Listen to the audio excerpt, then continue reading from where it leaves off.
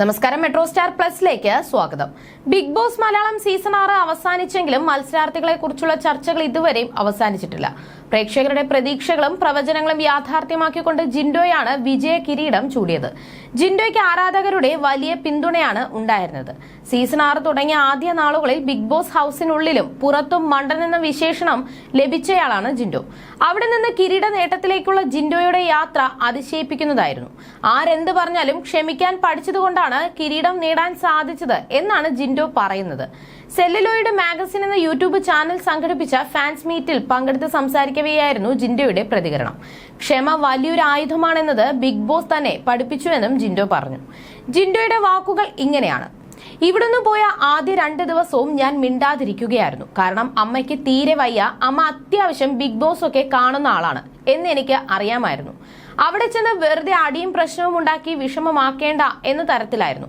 അമ്മയ്ക്ക് വയ്യാത്തത് കൊണ്ട് തന്നെ ശരിക്കും ഞാൻ ഇവിടെ തന്നെ ഒതുങ്ങിയാണ് നിൽക്കാറുള്ളത്. ആരെങ്കിലും എന്തെങ്കിലും പറഞ്ഞാൽ ക്ഷമിക്കുന്ന ആളായിരുന്നു. എന്തെങ്കിലും പ്രശ്നം വന്ന് അമ്മയ്ക്ക് ടെൻഷൻ വന്നാൽ അമ്മയ്ക്ക് ഫീൽ ചെയ്യും. 2 ദിവസം മിണ്ടാതിരുന്നതാണ് പിറ്റേ ദിവസം നോമിനേഷൻ ആയിരുന്നത്. ഒന്നും ചെയ്യാത്ത എനിക്ക് 9 നോമിനേഷൻ തന്നു. അതായത് ഏറ്റവും വലിയ ഭൂരിപക്ഷത്തോടെ കൂടി ഞാൻ പുറത്തേക്ക് പോകും എന്നായി.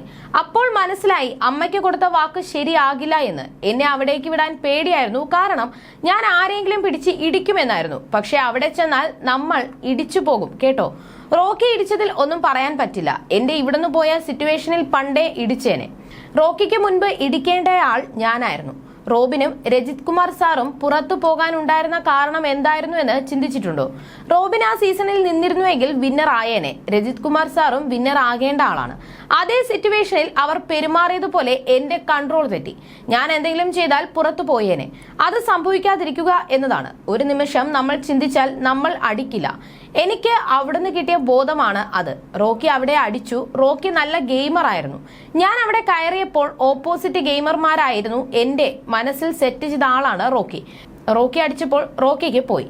ഒരു നിമിഷം ചിന്തിച്ചാൽ ചിലപ്പോൾ അത് ചെയ്യില്ല. അത് ചെയ്യാതെ അവിടെ നിന്നത് കൊണ്ടാണ് ഞാൻ കപ്പ് നേടിയത്.